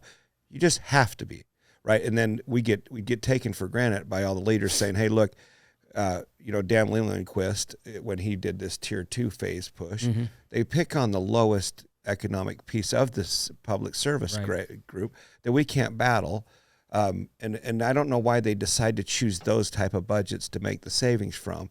And now here we sit, it was 2010, 2009, so 2010 when Tier 2 stepped in, so you're 11 years later, and now your recruitment's in the toilet. When you see Ogden City had points where there was several hundred people applying for jobs, and now that they're checking your pulse and you're hired, right? They come in and like, "Oh yeah, you look good, right? Really?" Well, look what 11 years have done under that mission. It obviously, the races have been really good at Ogden compared to the rest of Weber County, by the way. You guys have done a much better job than the majority of the opposing cities, and not opposing, but surrounding cities. That's what I should say. But at the same time, you look at how bad we've been picked on. I don't mean that in a sob story. It's just like, why are you picking our budgets, our retirement? Like they are participating at a level that no one else is doing. But let me give you one point. It was really interesting. In the 4 years that I was chief of police, okay, particularly the officers. Right. Keep in mind that the older officers were all in the Tier 1 system, right? Yep. It was the younger officers, those who came on after 2011, when the Tier 2 system started. And, of course, there's been a change since then. But there's that 7-year period they call the gap period where it's just pure Tier 2. As I went out to my officers, first came in as chief, when I very first started in January of 17, came back as chief for those 4 years. And I did extensive look into and interviews with officers and questionnaires and the kinds of things. And the economic piece always came up. We need more pay. Look, Salt Lake pays more. Not one officer brought up the retirement. Asked me to fix the retirement system. Fire's opposite. Yeah, well, not both. one. They included pay not one. And that. Now, what they did ask me for was more pay. Sure. They didn't. Everything came down to hourly pay. That was their big deal. And they would jump to another department for 25% increase. Sure. Well, they have to look at the hourly difference. Pay, and so when you make 75 cents, right. 25 cents. But but when you're, but here's the interesting piece. Right? As I delved into this, what I found was, particularly with the younger officers, all right, was they didn't plan on a 25, 30-year career. No, they just wanted to get their fix and get out. They were going to work 5, 10 years and move on to the next. And move on. So fire's different. Like I was the union president for IFF here there at Royce City, and Tier 2 is a big thing for all the fire guys. And I don't know if it has to do with 240 hours a month versus 160 hours a month or what it is. I have no idea. They participate at like a 20-year term. They have the hours of a 30-year employee on a standard state level, right? Because they're doing the 240-hour months. So there was some heartburn there that they had to still go to 25 years, which then the total input was significantly higher when you participated at 5 years greater at 240 hours a month, right? So there was some burn there, and of course the pay was just another thing. I was making, when I left Roy, June of 2016, $15.60 an hour as a paramedic firefighter, right? That was on the rescue, $15.60. When I hired on the Ogden Police Department on the 27th of August of 1979, I didn't know what they paid me because it didn't matter. Yep. Number one. But what they did pay me was $799 a month. Well, that's nice. I bought my wife and I bought our first home. That's we got all just over. That's $4.25 an hour. Yeah. So, right. My wife and I bought our first home, and we assumed a VA loan at 7.5%, which was a really good rate then. Sure. In 1979 and 1980 timeframe. And our house payment was $247 a month, and we didn't know if we were going to make it. Boy, that's scary. Isn't that insane? Yeah. So and that house I bought was $48,000 is the loan I assumed. Wow. And we didn't know if we were going to make it. As a cop, you're like, Look how's at this that. even work out? Look at that. Yeah. So at 93 at South Davis Fire, $6.13 an hour. Mm-hmm. $6.13. My wife got a job working for a local employer, and then she went on. She got hired by the IRS, and she spent 38 years in the IRS. But her first job, she made $1.32 an hour, which was like 7 cents over the minimum wage. Isn't that crazy? It's crazy. As much it is now. And I'm not arguing for lower wages at all, even like minimum wage. Not but even. What I'm saying is people are saying $15 an hour minimum wage. Well, you can go to $15 an hour if you choose. We're just moving the floor and everything moves up equivalent. You move the floor, everything rises. So we're going to not afford the same thing. Right. We're just not going to afford the same thing. So we could move the minimum wage, or we can find better solutions. And there are costs we're going to pay. That you have to do it, right? So we're still not going to afford what your raise is going to give you. So we're just going to be stuck in the same boat. But you got to wonder if you hurt the economy bad enough, will you get enough people to agree to a universal government supplied wage, government supplied employment, government supplied health care? Will you give the government complete control over your life, which is anathema to the values that this country was founded upon? Right. I think, it starts down to, we were talking about this yesterday, Ken and I, when it comes back to like the initial welfare setup. What we do when we remove ourselves from our neighbor, so if you were a neighbor and you're hurt, and we know that you can't garden your garden, or you can't wash your car, mow your lawn, that your neighbor looks out the window and there's no one else that you can rely on, because we're not looking at someplace in Washington, D.C. that can't see you. We run over and we help. Right? We're fortunate we live in a good enough county and neighborhood that does that. But as soon as you remove the element of the requirement or the need or the expectation of helping your neighbor, they can say, oh, they're getting assistance from the government. Absolutely. They're far away. So I'm not going to help you with your garden. I'm not going to bring you half a beef, or I'm not going to bring you some steak because you don't have any money or you're not working, or I'm not going to help you raise your barn, right? Because there's other people that can do that. So we can be blind and park our car in the middle of 4 pumps and not care about other people, because other people are supposed to care about you. And other people will care about me. Yeah. But as soon as you've removed that from a local level, now there's that ignorance of, we're going to leave that up to Washington, D.C. And the more and more you do it, the further away we go. It's worse than that. The links in the chain of modern-day slavery are government checks. Sure they are. Well, they sure are. Yeah, exactly right. That's what it is. And it's a different form. I get so much hate mail when I say that. I get so much. So many people get angry. But if I can make you dependent on me, if you voting one way, all right, cuts you out of a sure paycheck, regardless of how small it is, are you going to vote that way? Well, it'd be hard to. Yeah. Right? If that's what you're dependent on. Right. If you're saying you're going to take away my phone, or you're going to take away my health care, you're going to take away my food, or you're going to I'm going to give you all of that. Yeah, but if I vote the other way, I'm going to lose it. Right. Then it's hard to vote anymore. But I am going to take away your liberty. Yeah, that comes by running your life, providing you everything you need, and you no longer being responsible for making your own choices, or for your productivity, or all we have to do is look at the Soviet Union, right? It's not to far. see exactly what happens, right? Right. It's pretty scary. All we have to do is look at Cuba to see what happens. All we have to do is look at Cambodia. But then the answer is they didn't run it right. Well, yeah, it just wasn't done properly. It wasn't done properly. There's different ways to do it better. And you sit there and look, and there's different topics you can go down and argue out. And my mom came from France, and she can't stand social health care. It doesn't work for her, and she couldn't get the care. And her mom passed away a few years ago. And here's a funny thing. So when my grandma passed away, she was 92, had dementia. Bless her heart, lived a great life. But the last few years, you get checked into this mental hospital for the last 6 months or 8 months. Well, they end up, you really, once you're in, you're never coming out. Like, they slowly just deteriorate you out. You look at a scale value of your life expectancy and how much can you participate into the economic background of what's the benefit of this person living. Well, it's less. So they slowly taper you down. Well, she passed away, and they literally bring in a cold stone, and there's multiple people in one room. And so they wheel this table in that's a cold stone, and they plug it in, and then you lay the body on there till it's your turn to cremate. Well, it was over a week and a half. Yeah. Right. So you have a room with other people in the room that are alive and getting care, but then you have a dead neighbor. So when my wife flew out there, she had enough time to buy tickets, fly to France, schedule all the stuff, go to the funeral. She says it was like you walked in and she was in a room and there was other family members with the other sick people that are in the room, or elderly people, I shouldn't say sick. And here's this, my grandma is just on a cold stone, like at the ice cream store. And then it was her turn to go into the crematory, which was in the back of this old folks home. And they'd walk in, there was curtains. She said they did the little, funeral, opened the curtains and pushed her into the oven. Then they went out back and they had Cheetos and beer, which she goes, I'm in France and we're eating Cheetos, literally Cheetos. And she goes, and then we waited for them to bring us the thing, and then we went home. Yeah. She goes, it was like a processing. It's clinical. deal. It was super clinical. There was no emotion. It's like, hey, here's the here's your funeral. And she says they opened this curtain, which shocked the hell out of her, that there was the crematory right behind the curtain. They did the funeral on, they just pushed her in. And she's like, what the frick just happened? Yeah. Like, it's right here? Yeah. So it's Exactly just, right. this is what you get, right? I mean, this is just systematic. And don't try to tell me how great Canadian healthcare is. Yeah.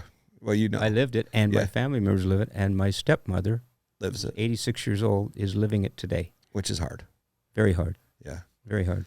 Well, you have a huge thing going too right now, Post. I'm looking at your shirt, your American Heroes Project. Yeah. Super exciting. Yeah, and thank you Love for it. being a great donor to our program. We participate everywhere we can. And honestly, I'm pretty low maintenance. And so if we have excess, I just love to participate in projects that help others.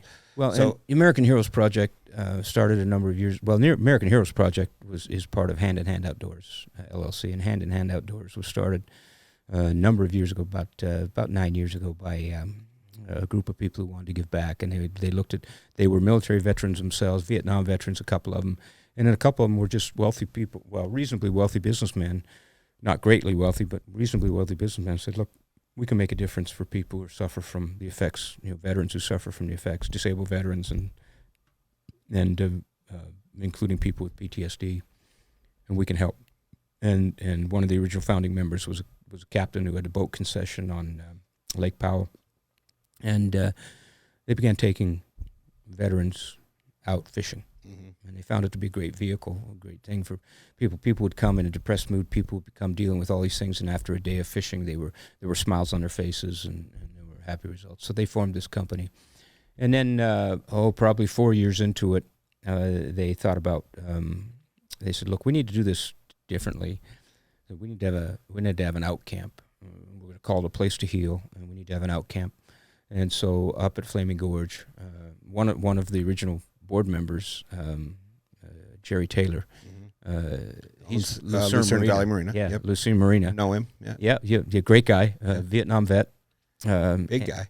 Yeah, he's a big guy. And so anyway, Jerry says, "Well, look, I've got the marina, I've got a place, so at cost we'll do these things." And so then they began looking for a camp, for a location to build a camp. And they got kind of a bit mired in this process, and they got, trying to build things, in Daggett County and trying to satisfy Manila. I'm doing it right now. Yeah. It's really hard. I don't think I need to tell you. Yeah. Right. And so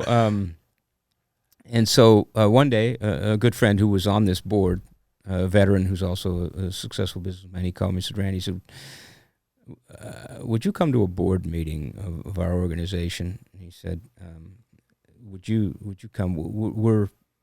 We need help getting organized. You're a veteran, disabled veteran. I'm an 80% disabled veteran. From what? I got it, because it's not physical. No. My goodness. Yeah. So let me tell you, let me clear this up for anybody who listens to this podcast. Because when you think about it, 80% disabled, you'd expect me to be in a wheelchair and with attendance. No, what that means is my disabilities, the impacts on me psychologically and physically, entitled me to 80% of the compensation schedule. Got it. Right? There's a maximum amount of dollars you can get as a disabled veteran, and then they divide it up by percentages. So you get a rating, and that rating entitles you to a percentage. Got it. In order. So anyway. So I can still walk, and I can still lift weights, and I can still run, but I am pretty busted up. Challenge. I want to, before you finish your story, Daggett County, the challenge that you used to do your SWAT team guys. Yeah. That you say, if you could beat me. Yeah. I just heard it third party. Long time ago. Tell me how this went. Long time. What was the challenge? Well, it was just to beat me in the obstacle course of the physical fitness portion. And then I was a lot younger then. If they did. And if they did, then they got that award. They got that goal. Then they beat the boss. And it didn't take long for people to surpass me. Yeah. But anyway, so I went to a board meeting, and I listened to them and the struggles they were having, and I said, "Look, I can help you get organized." And they said, "Would you be willing to be on the board and help do this?" And I said, "Sure." And then at the end of the meeting, and I laid out some suggestions and what they might do and so on and so forth. And at the end of the meeting, the then the two founders said, "Would you be willing to be chairman of the board?" And so I became chairman of the board about 6 years ago, and we began moving the organization forward with great people, So what we currently do now is Rocky Ridge Outpost up there by Manila. I'm sure you know those folks, the Smith family, and that's where we house people, and they come in on a Monday, and they leave. They come in on Monday. There's a social event Monday evening, and they leave on Friday morning. So it leaves the weekend for Rocky Ridge to fill with their normal customers, and what a great place that is. We provide all the meals. There's no cost to any of the veterans groups who come in. The VA signs up for. We do 2 week-long sessions a month, and so we start in May and we end in September, and so over the course of the last 5 years, we've taken over 2,000 veterans. Wow. Fishing.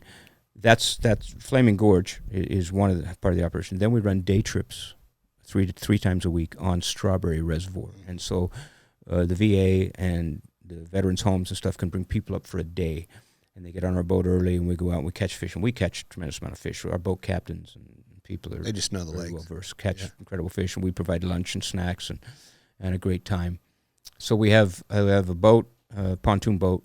It serves up to 12. It sits on Strawberry. We have 2 boats up on 2 of the same boats up on Flaming Gorge. We do all this on a shoestring budget. My job as chairman is more or less fundraising. We actually hired our first employee a couple of years ago, and that's our operations manager, a retired police lieutenant from the Ogden Police Department, Scott Connolly. Does an amazing job of keeping all the working parts going. But we do this on a shoestring budget. 96 cents of every dollar go directly to. Wow. Well, the Clintons were polar opposite of that. Yeah. 96. 6% goes to. So how do they donate? And then along there, but before I forget. Yeah. We extended our charter about 2 years ago to the families of fallen law enforcement. Okay. So we take them out as well. We have 2 sessions a year up at Flaming Gorge that are dedicated to law enforcement. So we do veterans groups. We do Gold Star families, the families of fallen officers here in the state, and there's a program that manages the Gold Star families. I think there are 40-something Gold Star families currently in the state of Utah. And then we do, so we have the veterans groups from the VA, different programs, everything from the PTSD programs to the physical disabled programs. We do the Gold Star families, and we do the families of fallen law enforcement. And between the 2 operations, like I said, over the last 5 years, we've taken over 2,000 people fishing and given them a chance to heal, and so on. So if there are people who hear this podcast that are looking, American Heroes Project, all one word, .org, O-R-G. They can go right, there's a donate button, they can link. But if there are businesses that are interested in doing that, you can sponsor a camp for $10,000, which is pretty cheap in terms of a charitable. You can sponsor a camp. That sponsors the whole week or one family for the week. How does that work? That sponsors the week. So how many families go to that? Well, it depends on the numbers, because we try to, Rocky Ridge asks us with the accommodations to try and keep it below 18 people. Okay. So depending on, if we have a family of 5 and a family of 2, and we work all that out. So you heard that. It's AmericanHeroesProject.org, and you can donate right there. You can donate 10 right there. $10,000, nothing. It takes a whole group of 18 people. Yeah, and you can donate there. You can donate $10. You can donate $10,000. There's no limit. But if there are organizations that like to sit down, like you did with us, organizations like to sit down and donate larger amounts, and that ensures that we keep operating going. Right now, our biggest thing is that in the next year, we're going to have to come up with some new boats, because our boats are old. They were secondhand boats when we first got in, because we didn't have much money. And they're starting to reach the point where the fix is more than the boat. Exactly. Right. And so we need to start buying new boats. And a new boat outfitted, new pontoon boat outfitted the way we want them is about $80,000. And we're looking at 3 of them. Same time, you're going to take them down over a year. Well, I'm going to try and buy one at the end of this year if we have enough money in the bank. I'm going to try and buy one this year, one next year, one the year after. So we'll start replacing our fleet, and then. Hey, Roger, did you hear that? Yeah. You better step up to the plate, my brother. So right, he sells pontoon boats, great ones. My cousin Junior, Roger Ray at RPM. Right. Oh, and we'd love to sit down with him. And you better step up and call him back. Yeah. We'd right. love to. I'm calling him out, Randy. He's the closest thing that I have to a brother. I grew up in a family of all women. Right, so yeah, I've got to call him out. You fought for your freedom, didn't you? Yeah. Oh boy, yeah. Talk about an estrogen filled household. Oh man. So anyway, I'm going to pull him out to the table. Yeah, I'd love to, and I go anywhere, talk to anyone that we can. We're essentially maxed out on events. Okay. They're all full Of people. right? But I have to keep generating the funds to pay for all the meals That are coming for these people boats. that are still there. And as you know, because you fish the gorge, you lose equipment Oh yeah, all the regularly. time. all And the that's time. not cheap So you're anymore. replacing that. We buy fuel at cost from the marina. We buy and maintenance of the boats, as you know, and then shrink wrapping and storing them in the winter. What a treat that is! Yeah, that is, right. And it's not cheap. No. So, but we're doing it. We're doing it because of great people, great organizations. I just need to figure out a way. I have a goal for the organization to put so much away so that we can begin to live off of the interest at some point. That's a goal that's well down the Sure. road. We're not even close yet, but That's how it'll self-fund. yeah. But what it does, I will tell you that when you look at the faces of the children and the spouses, when they've spent, because you fish for 2 days at Flaming Gorge, and then there are the petroglyphs that are on the Smiths property. There's hiking, mountain Beautiful biking. cabins. They take the Smiths. They load up their wagon, put a team of draft horses in front of it, How awesome. take people on right on the facility there. Where That's my favorite road to rabbit hunt. is it? It's been ever since I was a kid. My dad, when I was little, would take me up and down that road to shoot that's cottontail out of the window. Yeah, Just it'd be cold up there. Yeah, well, we'd go in and the 22 shells would bounce off all the windows. And they have It's an awesome catch place. and release fishing pond for the kids right on the Yes. facility. So I always wondered what that was. I never really knew. You'd drive down the road and you'd see this facility, and I'm like, that's freaking awesome. It's a beautiful place in the middle of the most beautiful area. And that they are so good to us because they're, Brian Smith is Daggett County, former Daggett County deputy sheriff for years and years and years. And Yeah, his wife, Geraldine, is a licensed clinical social worker who deals with rape trauma and other types of trauma for women. So she has some experience in dealing with some things. So they know how to take care of our guests up there. They are awesome. Well, I'm proud of you for doing it, and I think I it's appreciate a great project for us to participate in, and we'll always do it. And I'll try to bring as many people as I can to the table. Yep. We'll try to twist arms if they don't participate, but we'll keep pushing. and you have connections and networks, and like I say, I'll go anywhere, talk to anyone. Great, great. Hey, before we go cut this up, I wanted to ask you a couple of other harder questions. Sure.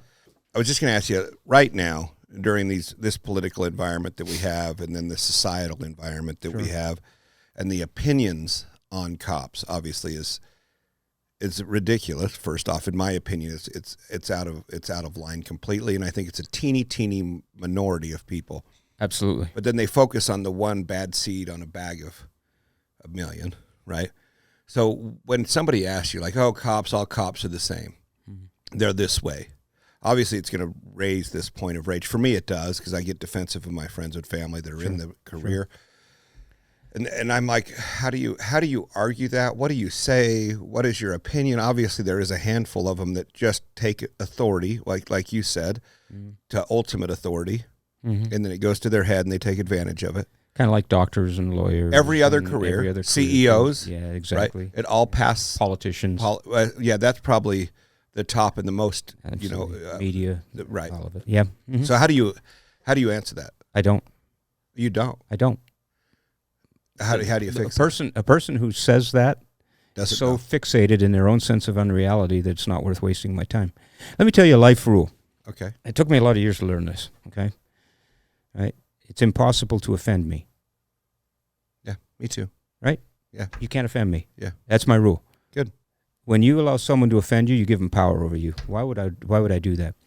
In fact, if it's something like that would do that, it's easy for me to actually dismiss the person.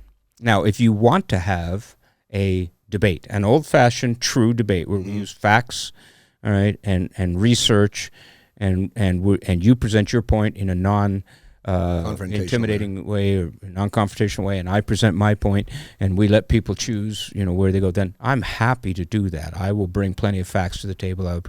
But when someone comes to me and takes that position, there's usually a great deal of emotion behind it, and I'm wasting my time 100%. And it becomes absolutely easy to dismiss them.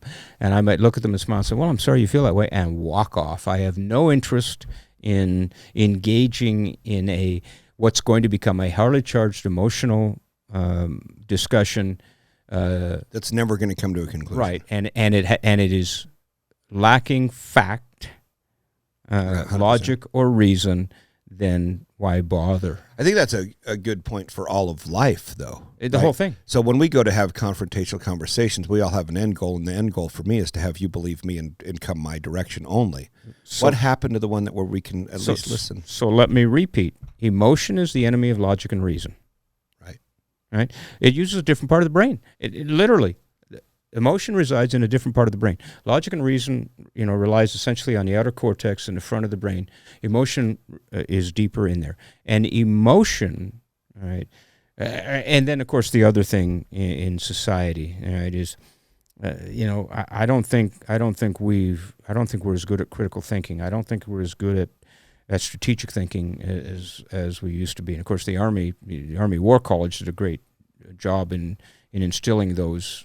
Because the Army War College takes lieutenant colonels and colonels and prepares them to be generals, and so it's very select. Right, so I was able to be selected for a year at the Resident War College in Carlisle Barracks, Pennsylvania, and what they're doing is they're preparing you to think beyond the tactical, beyond the operational, beyond the immediate, beyond the down and into the organization, up and out, and how to influence and various things. You get taught how to address congressional hearings, because you're probably going to be in some if you're a general officer, and they bring in actual congressmen and senators who donate their time to come and do mock hearings on certain subjects.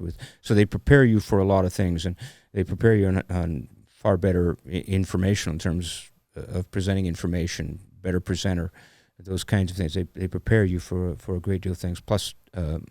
Allow you a significant amount of time to play golf, which is a very suggested thing in the War College, because a lot of stuff at the senior level and political level happens on golf courses. Right. So anyway, so you have all this, this stuff, and one of the things they ensure and hope to get you to understand is you're sitting in a congressional hearing. You cannot win with emotion. You're going to face people who are emotional, particularly if you watch C-SPAN and you watch what occurs, you'll notice that on the left it's a great deal of emotion and it's a great deal of expression, but there's very, very little substance to what is being brought to the table. A little bit on the right, but not like that. But what you'll hear on the right is you'll hear facts. They'll lay out, fact, and they'll lay out significant things, and they'll say, what about this? What about that? And so that process of the informational component getting out there is critical. If you allow yourself in those kinds of hearings to be offended, if you allow yourself, which has happened with a couple of the administrative personnel in the current administration, they've walked out on those hearings because they don't want to face facts. They don't want to, if you allow yourself to be triggered in such which is the common word, right? Triggered. If you allow that to happen to you and you remove yourself from that environment, you don't necessarily, you haven't accomplished your objective and you haven't accomplished the mission of the organization. So those are the kinds of things that you learn, and they teach you to ensure you have an understanding of the event and don't allow yourself to be become emotionally involved. It's just another day at the office. It's just a different environment. And so long before the War College, I had already as a lieutenant and then as a division commander and an assistant chief at OPD, I had begun to understand that. Look, getting involved, being offended by what people say and what people do is a loser, right? Because you're giving them control of the narrative. Power of you. They're giving them power over you and your response. You allow the worst of yourself to come out, and it's a no-win, right? So that's one of the things I try to teach, particularly young people, is don't be offended. Don't be bothered. It serves no purpose. Just smile, say thank you, and walk away. Or say sorry. Well, one of the strengths of this country is I'm entitled to my opinion. I'm entitled to say what I want to say. Sure. All right. That's one of the strengths. you are either for freedom of speech Or you're not. or you're not. And freedom of speech says people are going to say things you don't like. Right. And I personally believe that vulgarity is the language of the ignorant. I don't think it has a place in professional discourse and discussion. I used to have a very filthy mouth. I was a young policeman, a young soldier. How could I not, right? Sure. But I learned a hard lesson in 1991 about that and decided, okay, I'm going to change that. I'm not going to be that way anymore. Mm-hmm. I grew up in a home. My father had cussing to an art form. He could make you laugh. That's me. Till your belly hurt. Right? With only 3 words. Yeah, he could, and so it was normal. I grew up in a time in police work and hiring on in late '79 and then going into military in '81. I grew up in those eras, the late '70s and '80s, where it was just expected, and I still remember going. I was a sergeant, a 3-striper. In the Army, and I was at a leadership school, and they brought in this general officer to speak to us, and he was a Vietnam hero. He had fruit salad on that on that blouse of those dress greens, and the badges and things, and you're just in awe. And he spoke to us for about 45 minutes on leadership, and he uttered not one bad word. Wow. Which was absolutely astounding. Right. It was so astounding, it was recognizable. Wow. Right? And then he said, right, at the end he talked about that, and he said, vulgarity is the language of the ignorant. That's where I got that. And I've kept that. And I didn't, at that time in my life, I didn't apply it. Yeah, but you understood. But years later, when I have this problem in 1991, and I'm going, I created this problem for myself. I participated in this problem for myself. Do I have that little control of my self? And that's where, you know how hard it is to change that? Wow, and it's really hard. It took years to unwire the brain because it becomes it's so common. It's your easiest form of vocabulary. Well, it comes out without even thinking because it's become part of your speech process. I do it every day. Like Yeah. I catch myself It's hard. swearing in front of my little 9-year-old. Yeah. Like she doesn't even know what the F word is, but I said it like 19 times on one phone call. Yeah. My 13-year-old, we were driving down the road the other day, and she goes, "So, Dad?" And I said, "Yeah." And she's a sweetheart. She is my moral compass. She's my north. She's like, just FYI. Like, so she says, you just said the F word 12 times in like a 14-word sentence. Like, yeah. She goes, "So I don't even know what you were trying to say." And I'm like, "What?" She goes, "So, like, I don't know how you're so good at saying it so many times and try to think you're saying anything." I'm like, I don't know. Yeah. She goes, "I don't know." Yeah. And obviously it's the wrong thing to do. I'm not trying to make a joke of it, but it's so passive that you just end up talking, and then I'm not aware of my audience. And when I first started this podcast, I said, "Ken, don't mute. Don't blank out swear words." And then I realized how many times I said it. So after the first process, right, Ken, I said, "Hey, take my swear words out. I don't want it that many times," because so the podcast went from 4.5 hours to 10 minutes. It was weird. There you go. It shut it right down. Yeah. Hey, Ken had a really good question. You were asking about the discussion, current Afghan situation and what his thoughts were on what they're saying. So that was one of the things that Ken wanted to bring up. So keep in mind that I was there right at the start, essentially. Yep. Yeah, December of 01 to December of 02.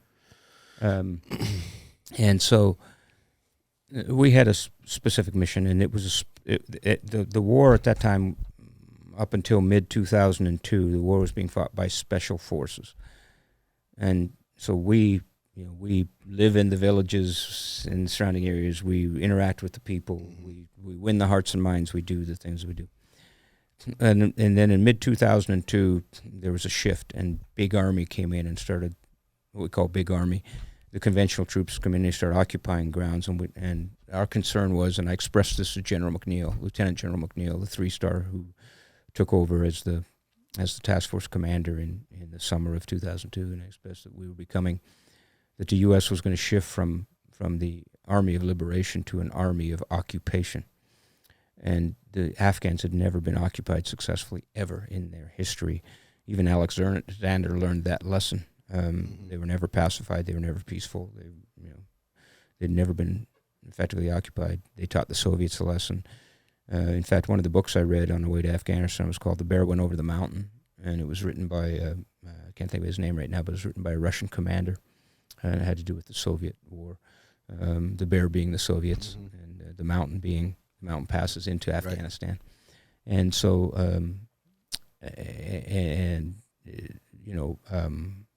Afghanistan was referred to as the Soviets' Vietnam. And you would have think we would have learned the lessons in Vietnam. We won, just like Vietnam, we won the tactical war. We never lost a battle. We lost people. We never lost a battle, but we lost a strategic war. The fact that we had to be there 20 years, my son just came home from there, and there's something wrong, in my opinion, or something when you wrong. fought the same war as your son. When you send your son to the same war you went to, right? My son is an Apache helicopter pilot for the Army National Guard here in Utah, and he spent a year on flying Apaches in support of operations. So how does he feel about exiting?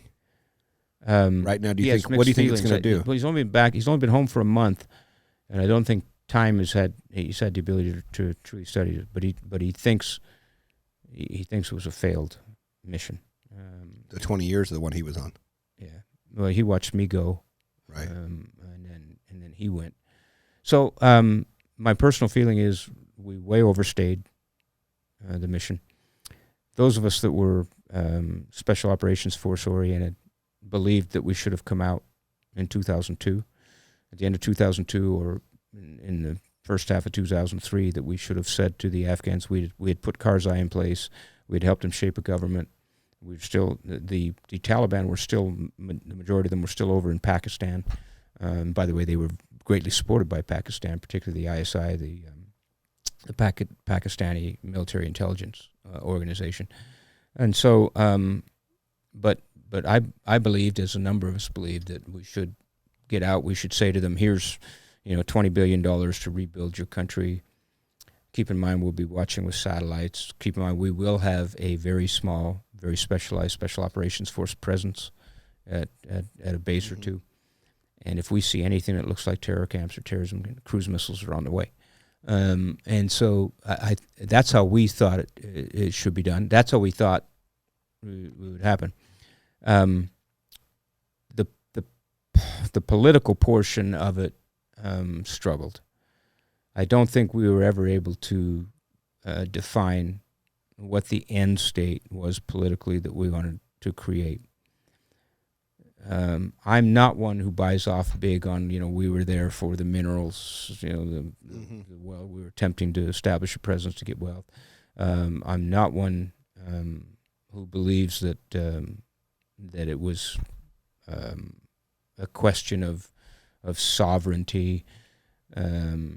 Afghanistan is not a country like our country is a country. I think that some of the arrogance you mentioned, the American arrogance that you mentioned, came into play at the political level, where we were going to offer them Jeffersonian democracy and they were going to be grateful forever. That just doesn't win or work over there. Look how many generations. I mean, we were here from the 1600s, well over 100 years before we started to realize, look, there's this other thing that we need to develop. And then from 1776 on, we truly developed, who we were in our character, and it took years and years and years.